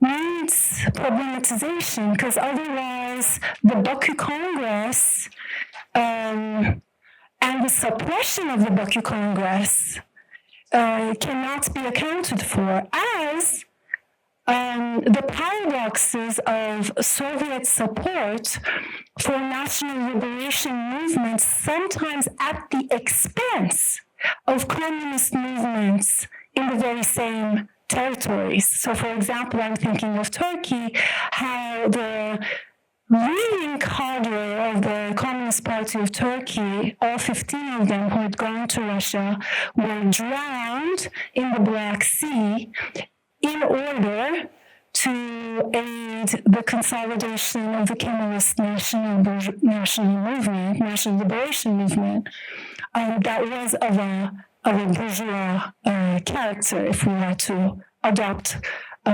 Bolshevik terms. So this doesn't take away from the anti-colonial rhetoric and ideas, but it, I think, introduces or should introduce some pause before we run to embrace them fully. What do you think? It's so easy to criticize. It's so easy to criticize the Bolsheviks. But you are right, certainly. What characterizes their practices sometimes is a hyper-strategic, opportunistic flexibility to change positions, over-centralization. They want to control and centralize everything. And also they were under extreme external pressure. But yes, their practices, but do you have a kind of theoretical translation of these failures? In other words, these failures were part of their doctrine, or it was just empirical, pragmatic accommodations that they were very willing to do? That's Leninism. Leninism is to adapt to the concrete, of the concrete to adapt in everything. At some point, you think that he's going to lose his orientation with this constant adaptation. So my question would be if there is a kind of theoretical reflection on these moments of repression, or what you call it, if they try to justify it theoretically, say we do it because your position in the wars. So if there isn't, and there is a complete break between theory and practice, in that sense, it will be, again, yes, we can criticize them, but how does that affect their theoretical contributions and innovations if themselves were not so faithful to apply them and to respect them? Fine, they betray their own ideas, but what about the ideas? Do they have any validity beyond their failure, or they are implicated in their failure? So that will be my response. I'm reading now the proceedings from the Baku Congress. But certainly, yes, you can, they did the same with the anarchists. So it's not that I want to give a justification for the Bolshevik political project in general, and actually I wrote a very critical piece of their theory of dictatorship. But when it comes to anti-colonialism, they are at the forefront. They are inventors. They are, like Althusser says, they discovered a new discourse. What he says about Marx, I think it fits also in the case of the Bolsheviks. And again, to start to close our eyes to what they contributed because of their mistakes on the ground will be again not to learn anything from them. So this tradition will be forgotten again, that it will be in any case, but in any doesn't matter. So I have a more generous question for you, since you are our guest now and not anymore my colleague. So do you think there is anything within the Althusserian theory that can be mobilized, developed in relation to illuminating the question of anti-colonialism? Or the theory itself is completely incapable of accommodating the colonial question. So can colonialism be thought with Althusser despite Althusser himself? Is there such a kind of internal reconstructive immanent reader that can redeem anything from all this rich body of thought despite his own intentions? Or do you think the whole theory is completely alien, indifferent to colonialism, and nothing can be taken from it and exploited, developed more in another direction? Thank you for that generous question. Well, first of all, I want to add, maybe looking at Sultan Galiyev, for example, would be very interesting. I don't know if you've read him. He's a Sultan Galiyev. He was a Tatar Marxist Bolshevik who actually who criticized the Bolsheviks for being Western-oriented, and argued that instead of a dictatorship of the proletariat, there should be a dictatorship of the colonies. And well, in terms of dictatorship, maybe, but the challenge was coming from within. For the left Bolshevik. Yes, and of course, it's interesting that today the legacy of such thinkers, and he's not alone, are appropriated by ultranationalists who sort of purge the communistic elements from their thoughts and make them a kind of far-right figure, which is very inaccurate. But in any case... Yeah, there are the national Bolsheviks in Germany in the 30s as well, attached themselves to the Hitler Party. Yeah, well, Galiyev didn't live long. He was killed by Stalin. So the question that you ask about whether there's anything redeemable in Althusser, there are many insights in relation to colonialism. I think in response to some of the earlier questions, I tried to highlight the question of unevenness and the asynchronicity of temporalities of different layers of the social formation can be fruitfully extended, I think, spatially and politically to account for colonial domination and the unevenness that is created by the global capitalist market. The rate turn towards contingency and the appreciation of the complexity and the singularity of political situations is an important materialist shift, I think, from focusing on abstractions and generalities like the mode of production debates, etc., toward more concrete analyses of colonial situations. In response to Robin's question, I had mentioned there's a lot there on absolutism, the critique of absolutism, which can be read as the critique of the colonial state and its violence practices. And then, of course, the whole discourse on ideology is very fruitful and illuminating when it actually comes to question the deep nationalism of European communist parties, the history of the Marxist movement in terms of the divides between the nationalists and the internationalists or the transnationalists, and how the mechanisms and apparatuses and practices of interpolation really shape public opinion as well as individual subjects in their orientation. So there's a lot there. And in this talk, maybe somewhat ungenerously, I focused on what is not there, but because what is there has already been talked about quite a bit, maybe not enough, but quite a bit, but what is not there has surprisingly not talked about at all. I mean, there is virtually nothing on Althusser and the question of Algeria available as a secondary literature, which is really strange. And so I thought not only his silence, but the silence of those writing about him on this question is worth contemplation. Thank you.